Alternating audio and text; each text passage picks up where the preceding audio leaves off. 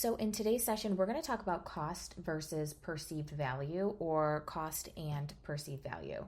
So, when we are providing services inside of our salon, one of the main things that is very important, especially when it comes to charging an elevated price point, is that you want your clients to feel like they are receiving more value than what they are paying for. And the reason why is when somebody feels that they are getting above and beyond what they're spending, it is going to create a long-lasting guest, and it's going to create an amazing experience. So to maintain a high level of customer perceived value, a service must provide a physical, logical, and emotional benefit to the customer. So I want to talk about a couple things, and I want to talk about a study, and I also want to talk about lobster. Yes, lobster. So in a classic study on perceived value over a decade ago, the Stanford Graduate School of Business and the California Institute of Technology performed an experiment involving wine tasting. A person was given two types of wine, and they were told that one cost $5 and the other cost $45. But in reality, they were both the exact same type of wine. So the only thing that was different was the pricing. So what happened during this experiment? People got more pleasure, as proven by brain scans, from drinking the $45 bottle of wine than they did the $5 bottle of wine, and they thought that it tasted better, but in reality it was the same wine. They perceived the $45 wine as being a higher quality than the $5 wine, and the head researcher said that the part of the brain that experiences pleasure will become more activated when drinkers think that he or she is enjoying an expensive bottle of wine. So in this regard, changing different factors in your experience and in the way that you actually service your clients can literally alter a person's experience and actually affect the real quality of what they're experiencing. So this goes to show you how big of an impact that perceived value can have. So now I would like to talk about perceived value and lobster. Okay, so imagine a person is sitting down for a lobster dinner in a restaurant.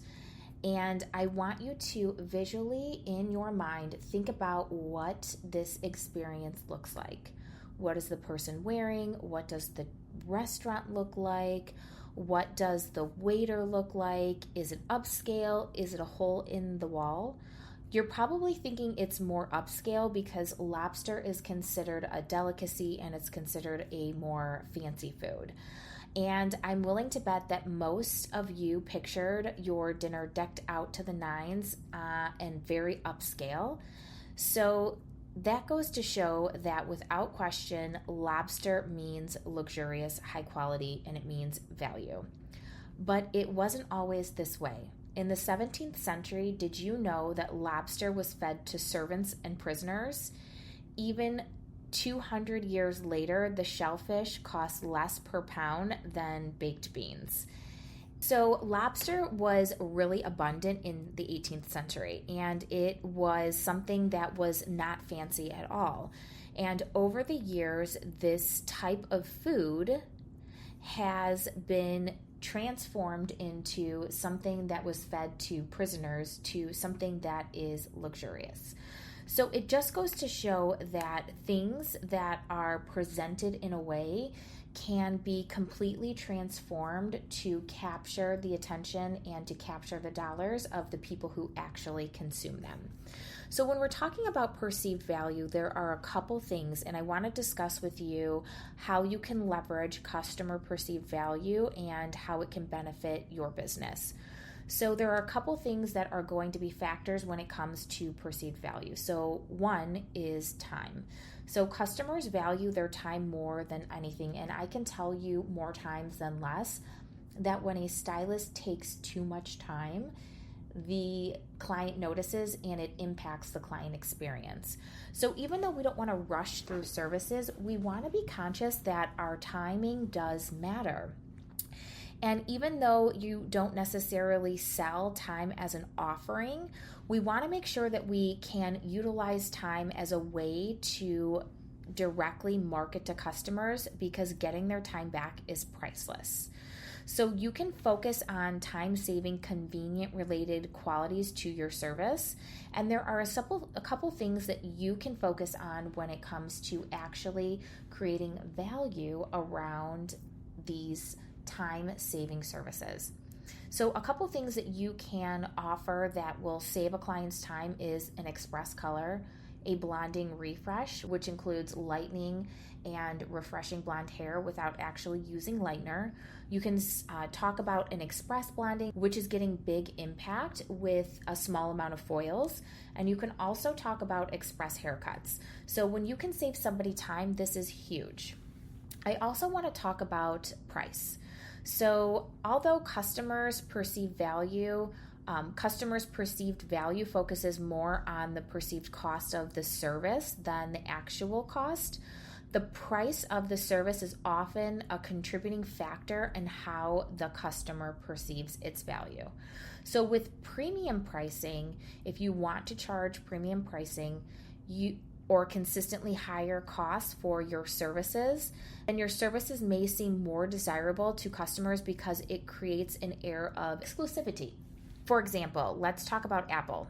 Apple consistently charges more for products like their iPhone and Mac computers, which leads to their products perceived as a higher value. I might add though, Apple's products are designed and the experience from start to finish is flawless. Their store experience is flawless. Their products work beautifully. They really do simplify and make it easy to use. So when we want to actually translate this into hair, what does your experience really say about you from start to finish, and what does the client go through from start to finish? Because the idea is, as a hairstylist, you want to charge premium prices. You don't want to have to get 20 clients in one day when you can get 3 clients in one day and produce the same amount of revenue. So how can you elevate your service experience to charge a premium price? This is something I want you to think about. And then there's value pricing, which is how a lot of salons run. So this is when you're charging a lower price and you are just trying to attract all of the clients by doing all of the things, shortening the time, and really cutting the focus on time and using processing time to fit clients in. So some salons focus on lower and more economic priced services, and they focus on actually charging less to attract clients. Attracting a client who is attracted to the price point, not necessarily the service. So for example, I personally, this is not for me. I would like to charge more, and I would like to connect and attract a client who has more of an investment and wants to make more of an investment in their hair than somebody who's just coming to me because of my low price point. And of course, your reputation. Your reputation is huge. When you have an amazing reputation, this absolutely 100% will enhance the perceived value that a client sees. So you can partner with other clients and have them be your raving fans. You can post your testimonials and definitely make customer service a priority. Again, this is going to make your reputation flawless, which is going to allow you to actually charge more and to make it seem like you are more of a value. So here are some things that you can do when you are really wanting to have a cost and perceived value that align with your business. 1, you want to make sure that you run through your customer service experience from start to finish, get feedback from clients, see where you have holes and gaps, and see where you can truly refine so you can elevate what you are doing inside of the salon so you can elevate your price point. 2, actually verbalize what the client is getting with their service. What are you doing on them? What are they getting? What treatments are you doing? What shampoo and conditioner are you using? Are you serving elevated drinks? Are you having a drink menu? Do you have eye masks, and do you have a lap desk so it's easier for the client to work during appointments? What are the things that you can do to really elevate that value that the client is receiving while they're sitting in your chair? Are you doing a thorough consultation? Are you doing an after appointment consultation, or a closing appointment consultation? Those are all things that are going to make a huge difference. Are you following up with your clients after they leave the salon? Are you touching base with them on social media? These are all things that are going to increase your perceived value. Perceived value is so important. You always want to make sure that your perceived value is more than what you're charging.